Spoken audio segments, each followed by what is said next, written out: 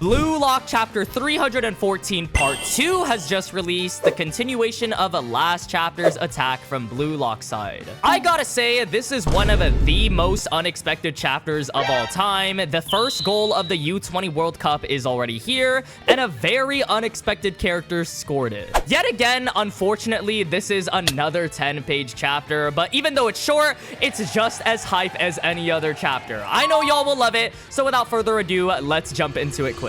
The chapter starts with Onazi and Isagi. If you don't remember, 2 weeks ago, Chigiri passed to Isagi. It looks like he was gonna get the ball, but then there was a mysterious foot. We didn't know exactly who it was, but of course it was revealed to be Onazi, because what else is new? This guy is everywhere across the pitch. He tells Isagi that he knows his direct shots are dangerous. Okay, Onazi, he must have watched the NEL. That's ball knowledge right there. Onazi flashes a smile and says, but it's okay as long as I'm, just to get cut off by Isagi, who finishes his sentence for him. Side-eye Metavision Isagi will always be saying some nefarious words. He says, still with that same old line, you monotonous bastard. And nah, Isagi is too cold, man, mocking him with his own signature line. We are back to the brutal Isagi who loves to talk that talk. I just know the Isagi fans are going crazy over this panel. This man loves repeating the same line back to his opponents. This was his game plan from before.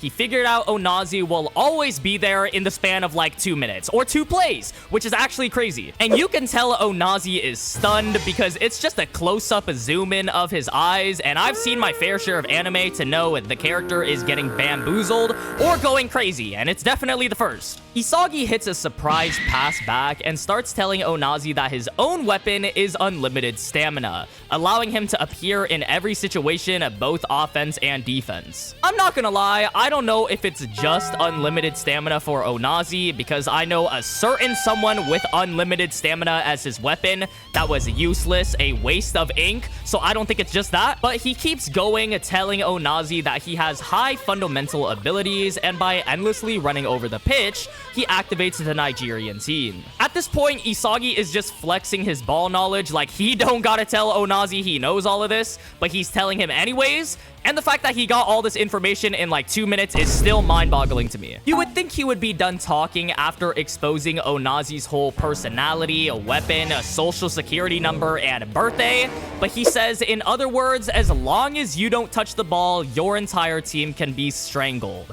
As we see Bachira receive the pass. Isagi really out here exposing Onazi, but let's focus on Bachira getting the ball. He quite literally meows, which is word for word what the manga says. It's so hyped to see Bachira and Isagi work together again. Like, this just brings me copious amounts of joy seeing them right next to each other. Onazi is still looking stunned. Like, honestly, I would be too after getting fully exposed by Isagi. And Kuso is taking note as well, saying, so that's it. We get another analysis battle, and Kuso tries to understand what's going on, saying that it's not Blue Lock as a whole that adapted to Nigeria. While this is going on as well, we see Bachira start to make his way upfield, and Kuso is talking about how the starting point or switch of both offense and defense was to keep Onazi off the ball. He also talks about how it all starts with Isagi and gives props to Karasu and Ryo, saying that they are the two brainiacs in the midfield that fill in any missing spots. Both Itoshi Rin with Kuso on him and Isagi with Onazi on him start running with these ultra instinct eyes, trying to get a pass from Bachira as he is in a pass motion. My man Kuso looks like he's seen a ghost and says the two aces started running towards the goal, so he needs to find the next setup. Will Bachira pass to either Itoshi Rin or Isagi? But in the corner of our eyes, we see Bachira say, who said I'd pass to you, number ones, and weaves a Nigerian defender as we see him make it up the field himself. He weaves both Onazi and Isagi, as well as Kuso and Rin in this insane double spread, and this is just so hype, man. He damn near just soloed the Nigeria defense. I used to pray for times like this. I know Bachira has been in the shadows because his NEL team was just Bachira and the Trash Can Friends, so he kind of got casted to the side, but now he's doing it, y'all, and I'm a happy camper. Kuso's face is all you need to know. Like, I have never seen 2 exclamation points and a question mark before. Mans can't believe his eyes. He didn't know Bachira was built like that. The next page is him confused at Bachara, pulling off a hardcore freestyle improv play.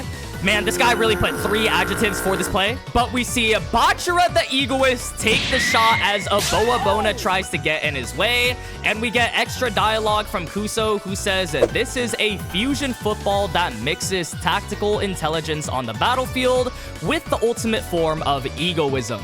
Let's be honest though, didn't we do our research on BLUELOCK? Like, we knew Isagi had direct shots, but we didn't know Bachara legit carried his team in the NEL. He is probably the only man that can pull off this dribble. It was literally broadcasted live for everyone to see. However, we continue with Bachara's shot nutmegging Aboabona, and we see it go towards the goal as the next page reveals the first goal of the U20 World Cup going to Bachara Megadu. Oh my god, he really did it, y'all. That's my goal. Our best boy scoring the opener like it's nothing. Keep in mind, Bachara scored the opening goal of the NEL and then scored the opening goal of the U20 World Cup. He's just built different. This actually does numbers for the Bachara fans, as well as his power rankings. Is he still at that number 5 spot, or does he go above barou and Shido? We're not done yet though, as Kuso dialogues that this is the reborn BLUELOCK, with Isagi Yoichi at its core. So now we dropping the nucleus/core chapter name. If you don't remember, this was also Isagi's training during the 2-week break when everyone had some ridiculous panels.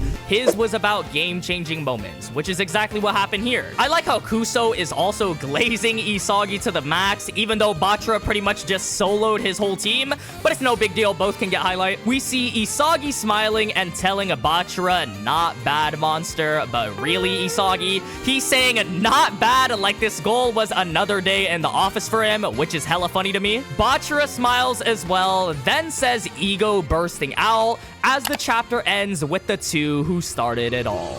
What an unexpected turn of events. Like, who would have predicted that Bachara would be the one scoring the goal? I'm so glad, happy, and excited to see Bachara score. As much as I love Isagi and Rin, I didn't want only them to be scoring, so to see other characters getting some love is amazing. And the fact that it was unexpected, a lot of people, including myself, really thought Rayo was gonna score the opener here, but Bachara's goal is just as satisfying since it was so unexpected. We knew he was strong. He carried Barcha for a reason, consistently a top 5 player all throughout BLUELOCK, always starting in the NEL, scoring solo goals in every selection. But now, does that top 5 spot change to a top 3? Do y'all think he's above barou and Shido? I know the salary ranking system isn't too accurate, but in my opinion, I think he does go up. Maybe in the 4th spot above barou, but below Shido. You can actually make the argument that he even goes above Shido, since he can score solo goals, and both barou and Shido need other players. I know it's very situational. We've seen barou score solo and Shido score solo as well. It's not just Bachara. I just think this goal was absolutely insane, and the fact that he can do it on the biggest stage possible. This chapter really highlighted both Bachara and Isagi. Obviously, we saw Bachara's goal, but Isagi starting up that play and being called the core of Japan by Kuso is insane glaze. That's well-deserved. Now we just need to see Nigeria's get back. Like, what are they going to do to counter BLUELOCK now that they know Onazi's whole strategy and whatnot? In my opinion, I think Kuso is going to step up to the plate soon. We may even continue their backstory that we saw in the beginning of this game. So as soon as we see that development, we can expect some awakenings to come from them, because as much as BLUELOCK is strong, I don't want it to be a complete sweep. I want to see them adapt to BLUELOCK, overcome these obstacles, and actually put up a fight. It's genuinely a question of whether Nigeria is gonna get swept now, because literally it's like 2 minutes into the match and they're down a goal already. BLUELOCK also figured out their game plan super quickly. I personally still think it will end in a draw, but that's very optimistic for the Nigeria team. We haven't seen a full complete attack from them, so I don't want to judge too quickly as well. But Aboabona had 2 shots get past him, and Bello is nowhere to be seen, so it's not a good look so far. I also want to talk about Onazi. It looks like now that he's got figured out his whole strategy, I really wonder what he is going to do. It's crazy that it only took Isagi 3 chapters to figure him out. Like, when he wasn't stopped, we knew he was Thanos. I still can't forget that run across the pitch to block Rin shot. That was absolutely crazy. So will he adapt to Isagi's plan, or will he just get crushed by Isagi? That's the big question right now, because it looks like Kuso is more of the one with the brains for Nigeria's team who can figure out how to stop Isagi. Onazi is just looking like the ultimate athlete. So if he's constantly getting marked by him or preventing him from getting the ball in general, it would pretty much be over for Onazi's character and Nigeria, even though he is the ultimate athlete. Come on though, of course we'd expect Onazi to adapt and make a recovery, somehow getting through Isagi and his new plan, and then we need to make some subs to stop him. I think that would be the best way to do it, and it would be super exciting because that forces some subs on our sides. We get some fan favorite characters in, we get new faces, maybe like Raichi coming in for his man marking skills, just defending against Onazi, or just someone beating him one-on-one in the striker role, like Barou or Shido. Next chapter is officially chapter 315. This one was 314 part 2, which is titled What's That? Like, that's the actual chapter name. We can expect a few things like Bachira's goal celebration. We haven't seen that yet, so I'm ready for the stadium to be on fire now that Japan has scored a goal. Bachira giving us that first goal celly of the U20 World Cup too. On top of Nigeria just trying to understand what happened exactly. Usually that happens after a goal chapter. We get a lot of dialogue. It's just analysis mode now, so either we're gonna get a backstory or just more analysis from Kuso or Onazi. In terms of pacing, now that we've gotten a goal, it's very similar to the Barca game. Like, both of them coincidentally had a goal in the third chapter,